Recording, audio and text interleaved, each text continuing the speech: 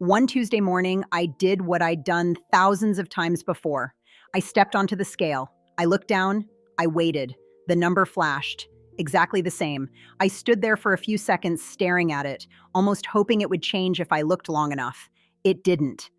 And do you know what my first thought was? Another week wasted. I had walked almost every day. I'd been eating better. I'd skipped dessert more than once. I'd even said no to fresh bread at a family dinner, which, if you know me, deserves some kind of medal. And according to that little square sitting on my bathroom floor, none of it mattered. I stepped off the scale feeling disappointed before my day had even started. Looking back now, I realized something that makes me a little sad. That tiny number had become my judge. It decided whether I had succeeded, whether I had failed, whether I could feel proud of myself that day. Isn't it strange?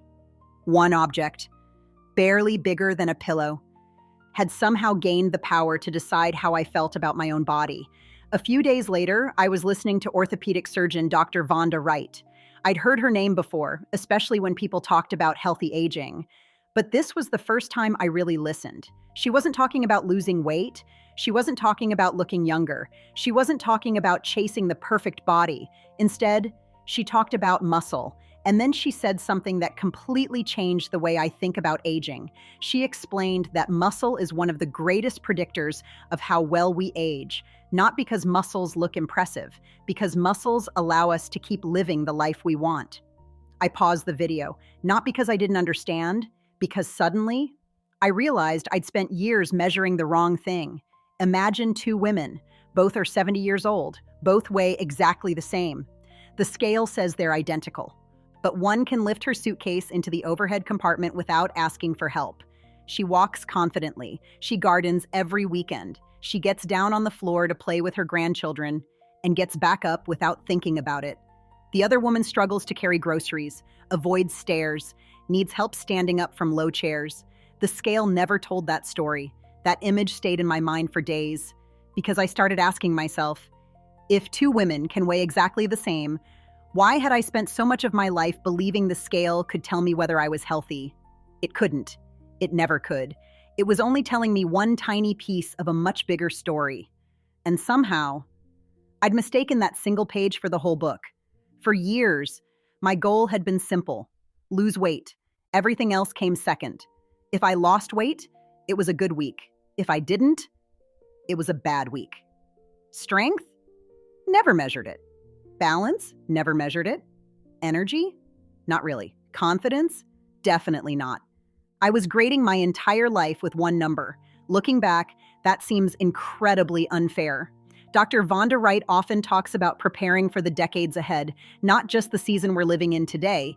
That idea hit me harder than I expected because I suddenly realized something. I wasn't exercising for 70-year-old eco. I was exercising for next month's family barbecue, for vacation photos, for smaller jeans. Nothing wrong with wanting to feel good in your clothes.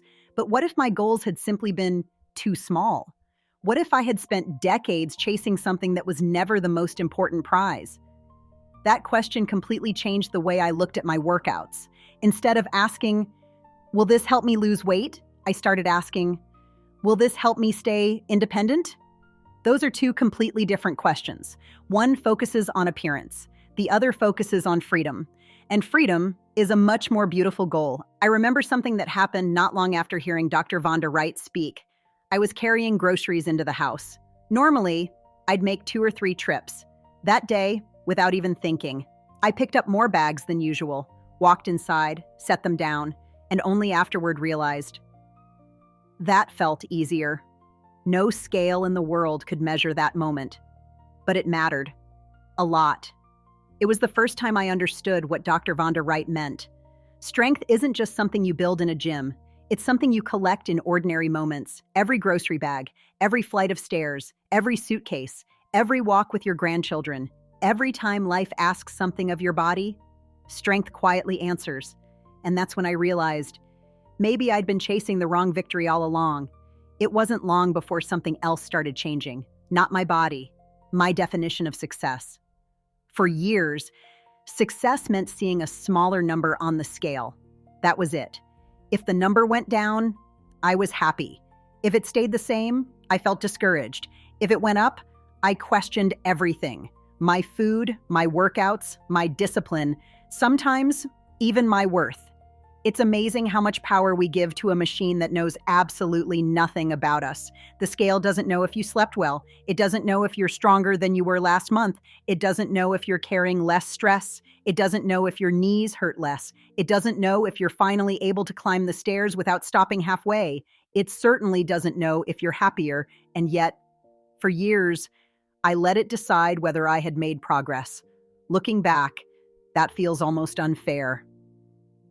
One morning, after listening to Dr. Vonda Wright, I decided to try something different. Instead of stepping onto the scale first, I asked myself a few simple questions. Do I have more energy today? Am I feeling stronger? Can I carry things that used to feel heavy? Am I moving with more confidence? Do I recover more quickly than I used to? Those questions felt strange at first, almost too simple, but week after week, they began telling a story the scale had completely missed.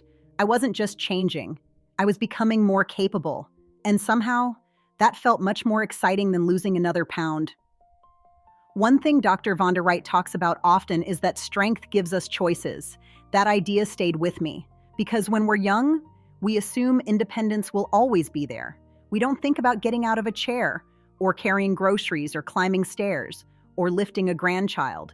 We simply do those things, until one day, some people can't.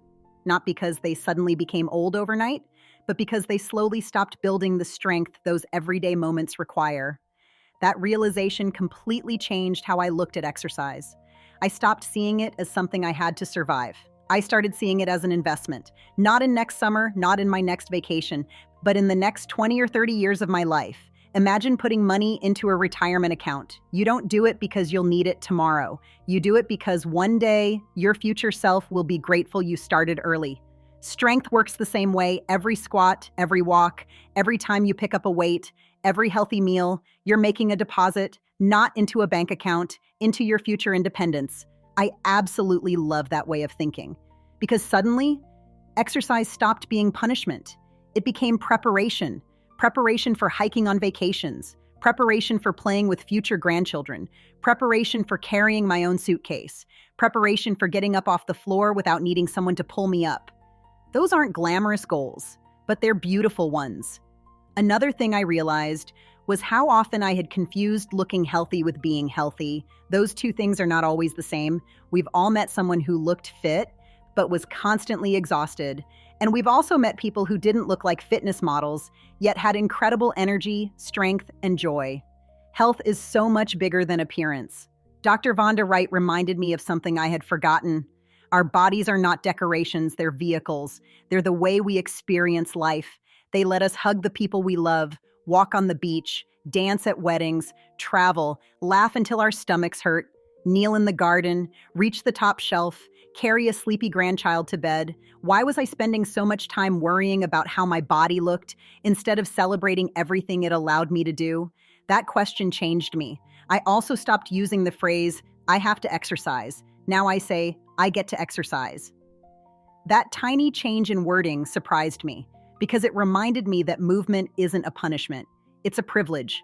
Not everyone has the ability to move freely. Every time I lift a weight, every time I take a walk, I'm celebrating something my body can still do. That's a completely different feeling. And maybe that's one of the greatest gifts of growing older. You begin appreciating things your younger self took for granted.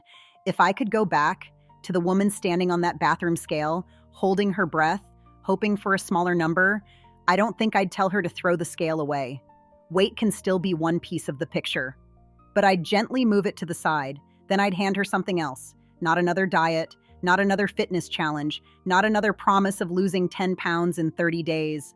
I'd hand her a pair of dumbbells, comfortable walking shoes, and a simple question. What kind of life do you want your body to help you live? Because that's the question that actually matters. Not what number do you want to see, but what memories do you still want to make? The answer to that question changes everything. Dr. Vonda Wright didn't convince me to stop caring about my health. She convinced me to stop reducing my health to a number. Those are two very different things. Today, I still want to feel good. I still want to take care of myself. I still celebrate healthy habits, but I celebrate different victories now. Walking farther without getting tired, feeling steady on uneven ground, picking up something heavy without hesitation, sleeping better, having enough energy to enjoy an afternoon instead of counting the minutes until bedtime. Those victories don't always show up on a scale, but they show up in life. And honestly, I think that's where they matter most.